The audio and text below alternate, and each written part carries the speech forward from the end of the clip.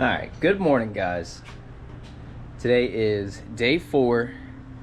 It's January 4th, 2026. And I think today the plan is we're going to be working on my mom's car. Now it's just some simple work. I got to do an oil change, and then I think I'm just going to do a normal PDI inspection. I'm just going to look over everything and make sure there's no loose bolts or any really major driveline issues.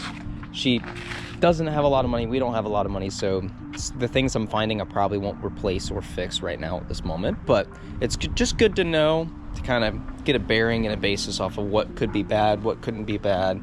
So there's a couple spots that we've noticed. My mom doesn't really like this oil leak right here on this PCV hose, I think is what it is, and then she has a water pump seal leak somewhere around the water pump. I think it's just the water pump weeping, but it could be the seal. So we went ahead and actually bought that just in case. So I have that right here. It's just a normal Velcro gasket. But the oil and filter that we will be using today is a Mopar filter, and then I have some 530 synthetic high mileage blend. Now I personally am a big Valvoline fan. I always have been. I run the Restore and Protect in the inside of this car. It's done wonders. It really works, but there's obviously some other brands that could be better or different. I'm not a big oil head nerd. So for now, let's get a total basis of what I need, and then we can start the just normal oil change, and then we'll go over the PDI.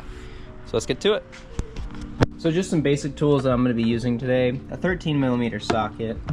We've got this big long breaker bar, or just kind of like a longer ratchet, I guess. Wouldn't necessarily say it's breaker bar. Got an oil pan, the oil of course, oil filter, and then a creeper just to get under the car a little bit easier. This makes life so much better, especially because this thing's already lifted. I don't have to put it up in the air. So, yeah. This car is very fun. I take care of it a lot for my mom. She just works an easy job, so it's a good car to get back and forth to work. But I like it. Now, as you can see, there's the drain bolt. So we'll get that loosened up, and then start draining the oil, and then we'll grab the oil filter. Now the filter, if you can see that orange thing right under there, that's the oil filter. So we'll grab that, get it off of there, and yeah, put some new oil in it and start it up. All right, let's get to it.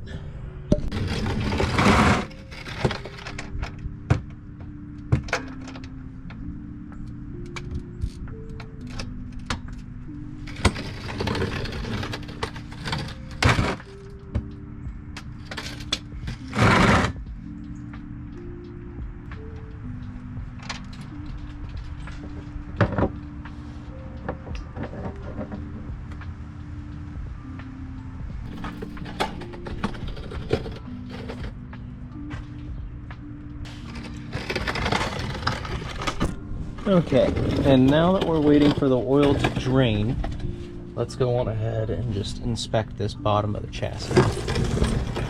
Now, probably say a year back, I changed these bushings out. Also changed these rear trailing arm bushings, as well as the full trailing arms as well too. So they look all pretty good. Same thing with this top hat bushing right up here. And this is just a visual inspection. Now this rear diff case is leaking, but we've known about this for a while, so I think maybe in a later video I'll get to change the fluid out of this and change the seal and whatnot, but for now it doesn't seem to really be barking up my tree. We do have some axle seal leakage as well too, so I think we'll get a hold of that maybe in the near-term future, and that's on both sides, but for now we won't worry too much about that because there's no whirring from the diff. And my mother only uses this for back and forth travel to work. Not much rust. I mean, there is some, but it's a Florida car, so it should be okay. Now, this rear seal, and this is for the transfer case, because this car it's a factory all-wheel drive, so it stays all time. I think changing this rear seal is pretty easy, and I could probably just pop this drive shaft out and change it out with a new one. Now we do have some transmission leakage as well too, which could be a contributor to why this entire thing is wet. So if we look at the trans pan right here, we can see that there is, you can see that fluid right there. There is some leaking all the way around the outside, and it looks like somebody used RTV on this, which is not the ideal gasket for this particular job. So we may have to pull this down, scrape it up, and put some new fluid in it and a new gasket. Now to the rear, I think there's a rear main seal leak on this car. I could be mistaken though, it could be coming from valve cover or something. Now this is a Jasper engine and transmission, so I want to say about 65-70,000 miles ago I was driving this thing, and one of the rocker arms failed, just cracked in half, just broke. I'll see if I can find the rocker arm around the house because it was made into a keychain for my mom. But yeah, so I think we're just gonna change the oil for now, and then I might write down, oh, we do need some motor mounts. That just caught my eye. So let's see about the passenger side motor mount. See if we can spot it. I do see it on the front side of the motor, and that is where the oil filter is. So let's put this drain plug back on. Drain plug. I normally change these washers, but for now I think we'll leave it because it's already leaking a pretty substantial amount of oil, so it should be okay. For now, we'll just snug that tight for right now. And the oil filter is right there. So let's get that bad boy off and hopefully not soak ourselves in oil.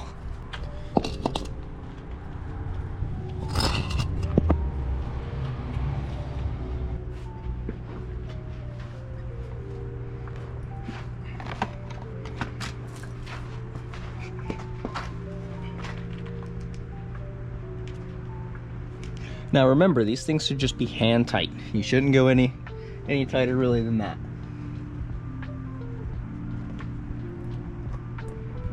And we got oil draining.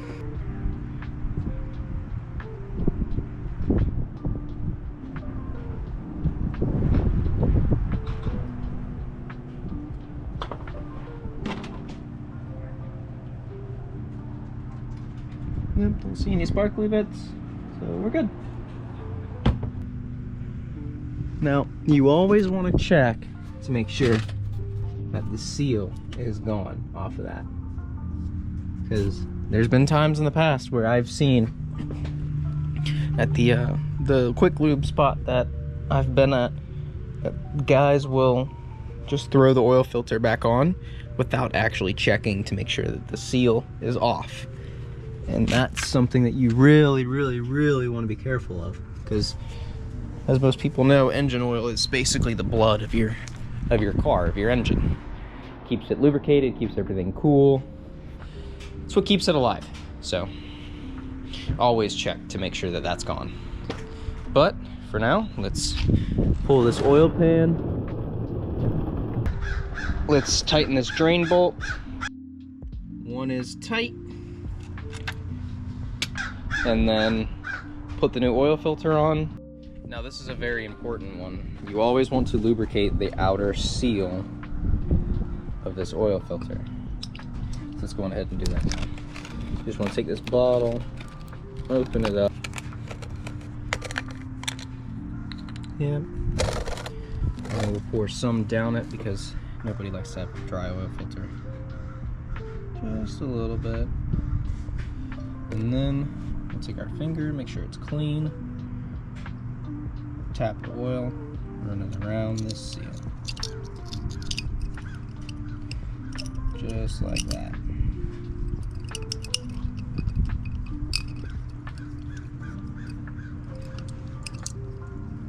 Good. See, it's lubricated all the way around the outside of it. Now we'll take a rag, because I don't have one. I'm gonna have to grab one over here. We'll wipe our finger off. Just make sure we can get expert grip on that oil filter. Close the lid so I don't spill it. And we'll take it and we'll go up and around number 2. we went over a couple problem points. The rear end is leaking, the entire axle. The transmission is leaking just a little bit off the transpan. We have a rear main seal leak, and then there is a rear four-wheel drive transfer case leak off of the output shaft. So I'll take note of those, and we'll see about maybe getting some parts, maybe not some parts. I also want to take a look at the motor mounts on the driver and passenger side. So we looked at the driver side already, so let's see about the passenger side. It's probably just as bad too, so we'll see. Yep, and it looks like, see the cracking and stuff right there?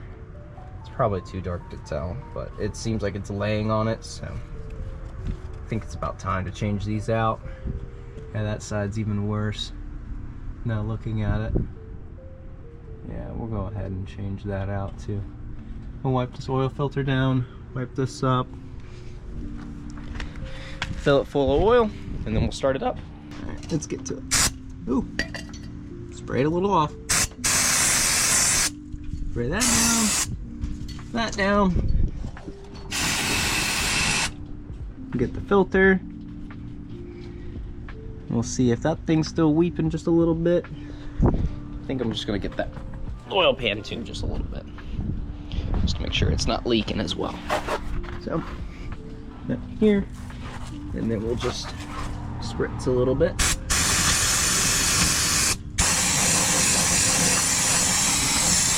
Some of that stuff off the exhaust. Don't want that to catch fire. Yep, that should be good.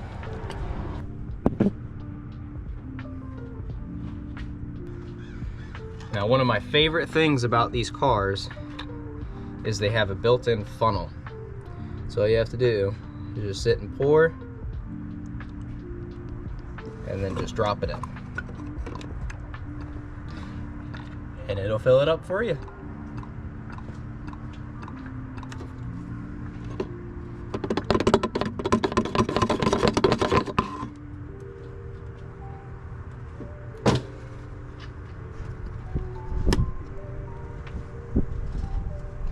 Now with these bigger bottles, you kind of have to be a little bit more careful. But I've learned that if you just tilt the bottle sideways instead of forward, you tend to get a better pour stream. So we'll just slowly fill this up. We'll stop about maybe 1 quart shy of being completely empty out of this bottle. We'll check it, and then we'll add accordingly. Now, of course, the oil filter is going to take up about, I want to say 0.35 of a quart, maybe a little bit more. So we'll just be careful to watch whenever we first start it, but I think it's going to be okay.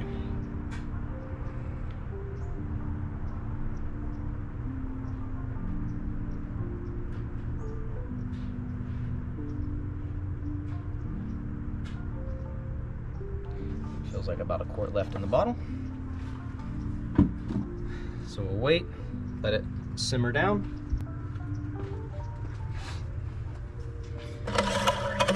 Check it.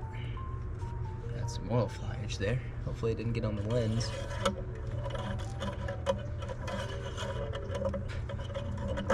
This oil dipstick is not very fun. There we go. We're going back down. All we gotta do is one more time. Now I generally just do 2 checks. It looks like we're almost level. We're a little bit over the safe line, but that's okay because the oil filter is going to take up some of it. So I guarantee this is going to be at half once we start it. So. Generally, the first check, I don't even look at it because sometimes you can get an improper reading. So you generally want to pull it the second time and make sure that there is actual oil on the dipstick, because I've pulled some dipsticks that still have the oil from whenever I drained it on it, and I thought it was in there, and it was like maybe a quart low. So always want to make sure to check that out. But for now, put this cap back on. It's tight. We'll check for any leaking. Put into the car. We're at the drain plug, which there shouldn't be. Nope, I don't see anything, just brake clean from earlier.